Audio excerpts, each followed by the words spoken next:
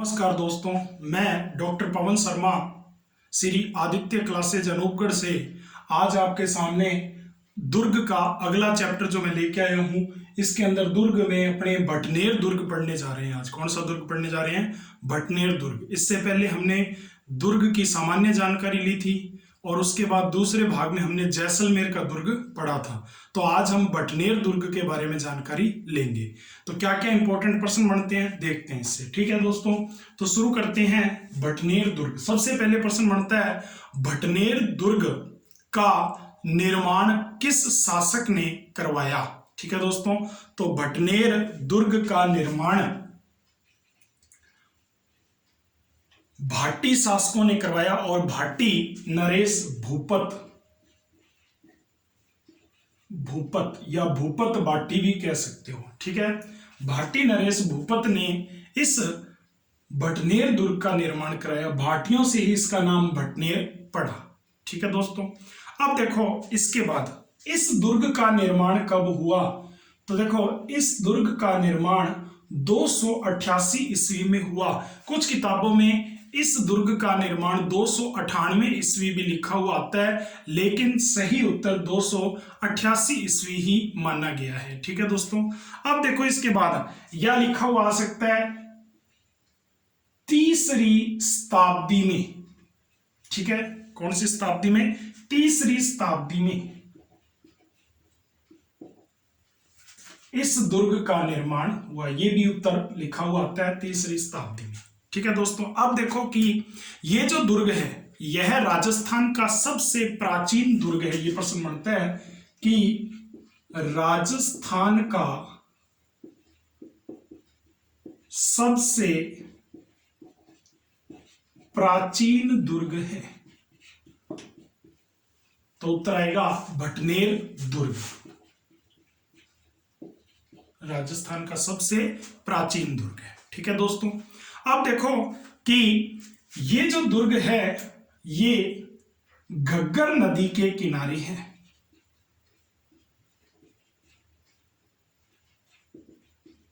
तट पर बना हुआ है। प्रश्न ये भी बन सकता है कि ये किस नदी के किनारे है। ठीक है दोस्तों, अब इसके अंदर और क्या क्या प्रश्न बनते हैं। तो देखो ये किस श्रेणी का दुर्ग है? तो देखो इसको धानवन दुर्ग की श्रेणी में रखा जाता है, अर्थात मरुस्थल से घिरा हुआ। ठीक है दोस्तों, तो धानवन दुर्ग की श्रेणी में रखा गया। इससे पहले हम धानवन दुर्ग वगैरह जो मैंने दुर्ग का वर्गीकरण टॉपिक पढ़ाया था उसके अंदर श्रेणियों के बारे में पूरी विस्तार से चर्चा की थी दोस्तों, वो भी वीडियो आप इसके लिए देख सकते हो। ओके, अब देखो कि ये जो दुर्ग है भटनेर दुर्ग, इसके और क्या खासियत है? ये दुर्ग कच्ची ईंटों से बना हुआ है। ठीक है, मिट्टी का बना हुआ दुर्ग है।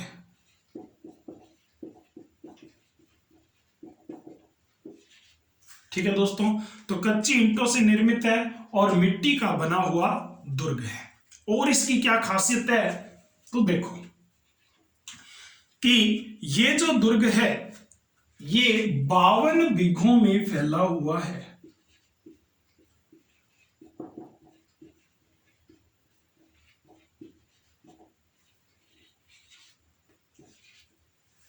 ठीक है, अब देखो इस दुर्ग की ओर क्या बातें हैं। तो इस दुर्ग का निर्माण तो भाटी शासक भूपत ने करवाया और इसका शिल्पी जो है उसका नाम है कैकैया।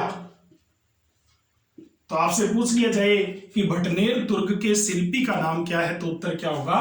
कैकैया। ओके दोस्तों, अब देखो इस दुर्ग पर विदेशी आक्रमण सर्वाधिक हुए हैं। इस दुर्ग पर विदेशी आक्रमण सर्वाधिक हुए हैं। क्यों हुए हैं? क्योंकि आपको पता है कि जब दिल्ली से मुल्तान जाते थे, जब दिल्ली से मुल्तान जाते थे तो ये मार्ग में पड़ता था। ये कहां पड़ता था? मार्ग में पड़ता था। इसीलिए ये प्रश्न भी बनता है कि दिल्ली मुल्तान मार्ग पर स्थित राजस्थान का दुर्ग है। तो उत्तर क्या होगा? फिर एक बार, भटनेर दुर्ग। ठीक है दोस्तों, अब देखो कि इस दुर्ग के उपनाम क्या हैं? इस दुर्ग के उपनाम क्या हैं? तो इस दुर्ग का जो सबसे पहला उपनाम है वो है भाटियों की मरोड़। आन बान शान के लिए ये शब्द आता है, भाटियों की मरोड़। फिर देखो इसका एक और नाम है उत्तरी सीमा का प्रहरी। उत्तरी सीमा का प्रहरी। ठीक है, एक उपनाम और है उत्तर भंड किवाड़। किवाड़ मतलब दरवाजे, राजस्थानी भाषा में किवाड़ बोले, उत्तर भंड किवाड़। ठीक है दोस्तों, तो इस तरह से ये इसके उपनाम है, भाटियों की मरोड़, उत्तरी सीमा का प्रहरी और उत्तर भंड किवाड़। ओके दोस्तों, अब देखो उपनाम हो गए इसके। अब इस पे दुर्ग पर आक्रमण किस किस के हुए हैं? तो अपने को मुख्य 3 आक्रमण याद रखने हैं। मुख्य कितने आक्रमण याद रखने हैं? 3 आक्रमण। तो देखो पहला आक्रमण जो है वो 1001 ईस्वी में। ठीक है, यहां महमूद या अपने बोल सकते हैं मोहम्मद, महमूद या मोहम्मद गजनवी ने आक्रमण किया था। ठीक है, और उसके बाद जो दूसरा आक्रमण यहां पर है वो है 1398 ईस्वी का आक्रमण। ये अपने को मोस्ट याद रखना है कि 1398 ईस्वी में आक्रमण किसने किया? तो देखो तैमूर लंग, आपने एक नाम सुना होगा, तैमूर लंग एक आक्रमणकारी आया था। लंग क्योंकि एक पैर से ये लंगड़ा था, इसलिए इसका नाम था तैमूर लंग। ठीक है दोस्तों, अब देखो कि उस समय दुर्ग के शासक थे दूलचंद। इस दुर्ग के शासक यानी कि भटनेर दुर्ग के शासक कौन थे? दूलचंद। दूलचंद के समय में, दूलचंद भाटी लिख लेना, दूलचंद भाटी के समय में आक्रमण किया किसने? तैमूर लंग ने इस दुर्ग पर आक्रमण किया। ठीक है दोस्तों, अब देखो कि जब ये आक्रमण हुआ तो इसमें तैमूर लंग की विजय हुई। तैमूर लंग की क्या हुई? विजय हो गई। और दूलचंद भाटी लड़ते हुए वीर गति को प्राप्त हुए। तो यहां पर केसरिया भी हुआ और महिलाओं द्वारा जोहर भी किया गया। अब देखो कि इस तरह से ये एक साका हो गया, लेकिन ये एक अनोखा साका था। क्यों सर अनोखा साका क्यों था ये? क्योंकि देखो यहां पर एक खास बात थी जो मैं आपको बता रहा हूं। इस साके में हिंदू प्लस मुस्लिम महिलाओं ने जोहर किया था, इसीलिए ये एक अनोखा साका बन गया था, क्योंकि यहां पर अनोखा जोहर हुआ था। ठीक है दोस्तों, तो केसरिया तो हुआ ही, लेकिन हिंदू प्लस मुस्लिम महिलाओं द्वारा जोहर किया गया, इसीलिए ये बहुत बड़ी बात है। एकमात्र ऐसा देखने को मिलता है। ठीक है दोस्तों, तो अपने को याद रखना है हिंदू और मुस्लिम महिलाओं ने आक्रमण किया, जोहर किया, क्योंकि तैमूर लंग के कारण, इसकी बर्बरता के कारण। ठीक है, इसने कत्लेआम करवा दिया था। भारत का सबसे बड़ा जो कत्लेआम था वो भी यहीं पर इसी के समय में हुआ था। ठीक है दोस्तों, अब देखो कि तैमूर ने जब यहां आक्रमण किया उस समय अपनी आत्मकथा में एक बात लिखी। तैमूर ने अपनी आत्मकथा में क्या लिखा? तो देखो कि इसकी आत्मकथा का नाम क्या है, सबसे पहले वो देखो। तुजुक ए तैमूरी, तुजुक का मतलब अपनी आत्मकथा, तुजुक ए तैमूरी में इसने क्या लिखा? तो इसने लिखा कि मैंने मतलब किसने? तैमूर लंग की बात कर रहे हैं। मैंने इतना मजबूत व सुरक्षित, इतना मजबूत व सुरक्षित किला पूरे हिंदुस्तान में नहीं देखा, पूरे हिंदुस्तान में नहीं देखा। तो ये इन्होंने कहा, ठीक है। तो तैमूर लंग ने अपनी आत्मकथा तुझके तैमूरी में क्या लिखा कि मैंने इतना मजबूत व सुरक्षित किला पूरे हिंदुस्तान में नहीं देखा। ठीक है दोस्तों, तो बात समझ में आ गई होगी। अब देखो कि इसके बाद जो अगला आक्रमण हुआ ये 1534 ईस्वी की बात है। 1534 ईस्वी में हुमायूं के भाई कामरान का आक्रमण।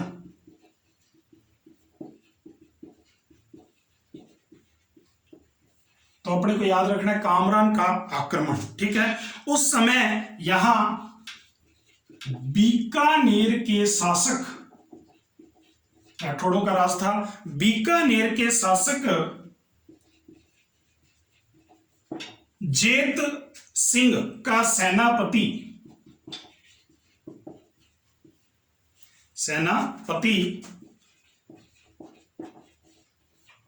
खेतसी वीर गति को प्राप्त हुआ था, मारा गया था, वीर गति को प्राप्त हुआ था लड़ते हुए। तो अपने को यह याद रखना है कि कामरान के समय जब आक्रमण हुआ तो यहां पर वीर गति को कौन प्राप्त हुआ? खेतसी, ठीक है। और ये कौन था? बीकानेर के शासक जेत सिंह का सेनापति था, ठीक है दोस्तों।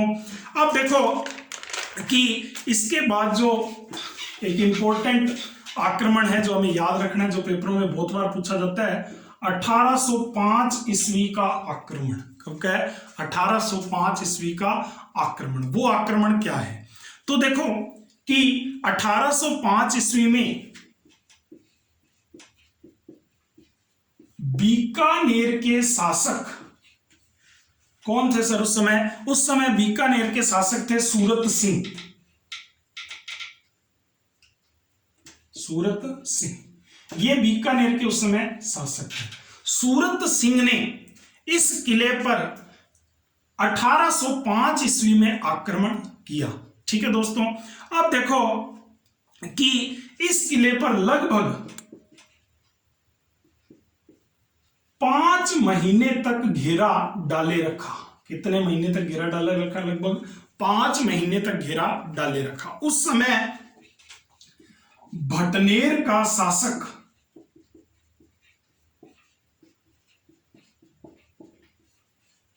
जाप्ता सिंह भाटी था, ठीक है। इन दोनों के मध्य युद्ध हुआ और लगभग 5 महीने बाद मंगलवार के दिन, कौन से दिन? मंगलवार के दिन सूरत सिंह को इस में सफलता मिली और उन्होंने दुर्ग पर अधिकार कर लिया, ठीक है दोस्तों। अब देखो मंगलवार के दिन जीतने के कारण इन्होंने हनुमान जी की कृपा इसे माना और इस किले का नाम बदलकर हनुमानगढ़ का किला कर दिया, ठीक है दोस्तों। और एक और बात मैं आपको बताना चाहता हूं कि इस दुर्ग में इन्होंने हनुमान जी का मंदिर भी बनवाया, ठीक है दोस्तों। अब देखो और इस दुर्ग में क्या बात है, तो देखो इस दुर्ग में एक शेर खां की कब्र भी बनी हुई है।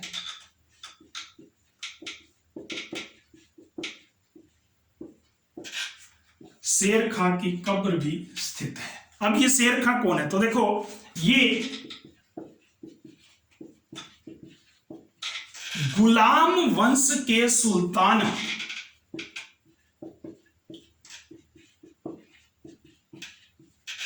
बलबन का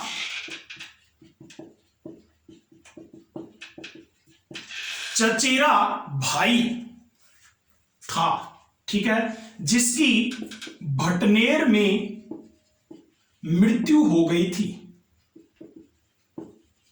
ठीक है। इनकी मृत्यु 1269 ईस्वी में हुई थी, ठीक है। तो इस तरह से इनकी कब्र आज भी इस किले में बनी हुई है, ठीक है दोस्तों। तो बात समझ के होगे। अब देखो कि इस दुर्ग के प्रवेश द्वार की बात करते हैं। तो देखो इस दुर्ग के प्रवेश द्वार पर 1608 ईस्वी की बात है, फारसी लिपि का लेख उत्कीर्ण है, लेख लिखा हुआ है, फारसी लिपि का लेख लिखा हुआ है, जिसके अनुसार जो लेख है इसके अनुसार राव मनोहर